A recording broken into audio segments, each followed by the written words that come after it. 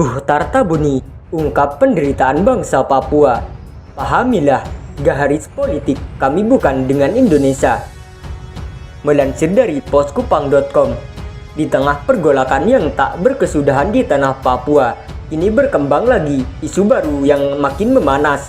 Isu baru tersebut memperlihatkan fakta bahwa saat ini ULMWP United Liberation Movement for West Papua telah membentuk pemerintahan sementara Papua Barat, dan pada Minggu 1 Mei 2022 telah ditetapkan pula sebagai HUT, hari ulang tahun pemerintah sementara ULMWP. Di tengah euforia tersebut terungkap kabar bahwa Ketua West Papua Konsil Buhtar Tabuni telah mengumumkan arah politik bangsa Papua. Pengumuman itu disampaikan saat ibadah dan doa bersama memperingati 59 tahun Hari Keaneksasi West Papua dan HUT ke-1 pengumuman Kabinet Pemerintahan Sementara ULMWP Selasa 3 Mei 2022. Acara tersebut diselenggarakan sebagai momen untuk membangkitkan kembali semua pengalaman pahit sebagai spirit perjuangan ke depan. Kami telah menggelar ibadah dan doa bersama dalam rangka merefleksikan penderitaan panjang 59 tahun, kata Buhtar Tabuni di Perumnas 3, Distrik Heram, Kota Jayapura, Papua. Pada kesempatan tersebut, lanjut Buhtar Tabuni, masyarakat Papua tetap menyatakan menolak berhubungan dengan bangsa Indonesia. Ia juga membeberkan beberapa alasan mengapa Papua Barat tetap bersikukuh tak mau menyatu dengan bangsa Indonesia. Kami merasa bahwa garis politik kami, sejarah penderitaan kami, letak geografis kami sama sekali tidak ada hubungan dengan bangsa Indonesia, ujarnya. Kami adalah bangsa Melanesia, kami tak punya hubungan dan tak mau berhubungan dengan Indonesia, tandasnya. Dia juga menyebutkan bahwa selama puluhan tahun West Papua menjadi korban dari aneksasi Indonesia. Untuk itulah, lanjut dia, pada peringatan aneksasi West Papua di usia ke-59 tahun, bangsa Papua menyatakan menolak berhubungan dengan Indonesia.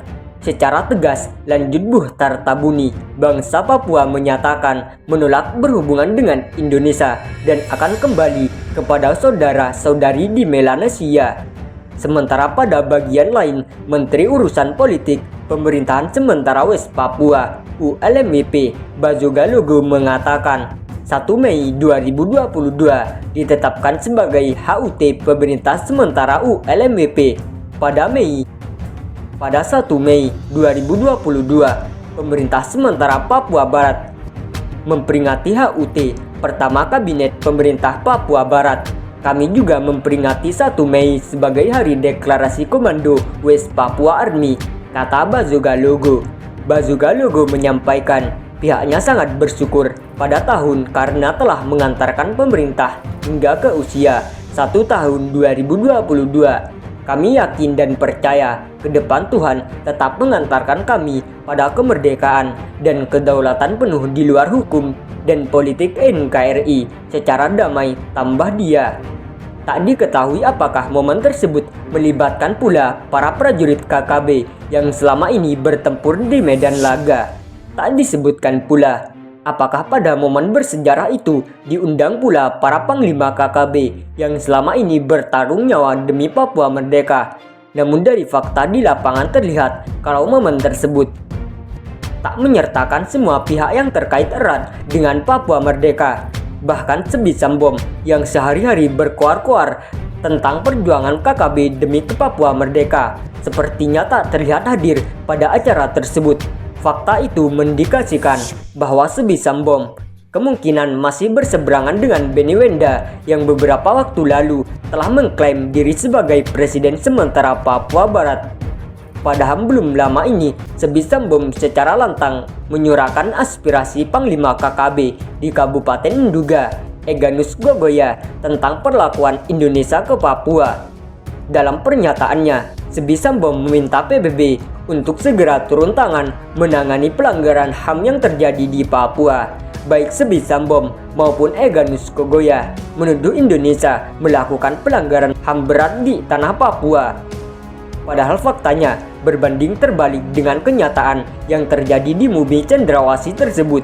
Selama ini fakta memperlihatkan kalau KKB melakukan penyerangan secara sadis baik kepada TNI Polri maupun warga sipil lainnya. Dalam setiap serangan, kelompok separatis itu tak mengenal rasa keprikemanusiaan sedikit pun.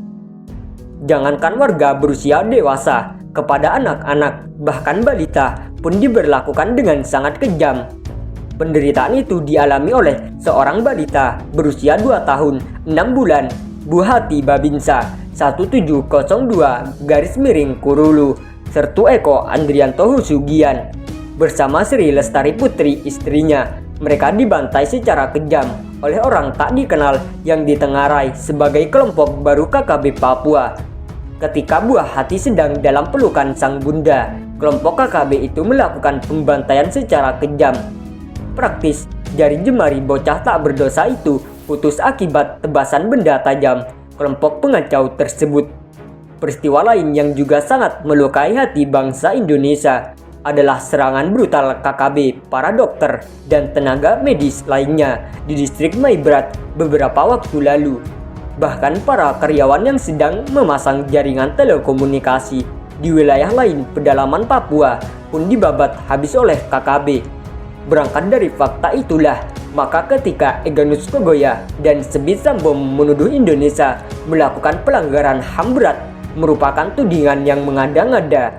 Demikian juga ketika Papua Barat mengumumkan pemerintah sementara dengan menyatakan garis politik Papua Barat bukan dengan Indonesia, merupakan hal yang tak patut. Sebab telah lama Indonesia bekerja keras untuk pembangunan Papua, tapi dalam rentang waktu itu proses pembangunannya senantiasa mendapat perlawanan yang luar biasa. Sampai saat ini, upaya pemerintah membangun Papua disebut dengan tindakan anarkis oleh KKB. Atas nama kedaulatan negara inilah, pemerintah menerjunkan TNI Polri untuk menangkap dan memproses hukum para pihak yang terlibat dalam tindakan makar tersebut. Hal itu diungkapkan langsung oleh Presiden Jokowi ketika menyatakan bahwa KKB di Papua merupakan teroris sehingga harus disikat habis demi keutuhan NKRI.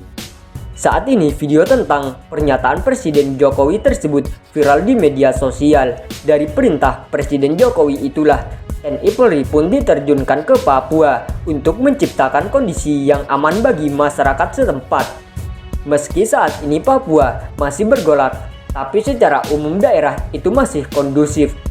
Hal itu diungkapkan oleh Kapolda Papua, Irjen Matus Devakri. Dia menyebutkan bahwa Papua relatif kondusif. Sementara jika ada insiden, maka peristiwa tersebut hanyalah terjadi di wilayah pedalaman.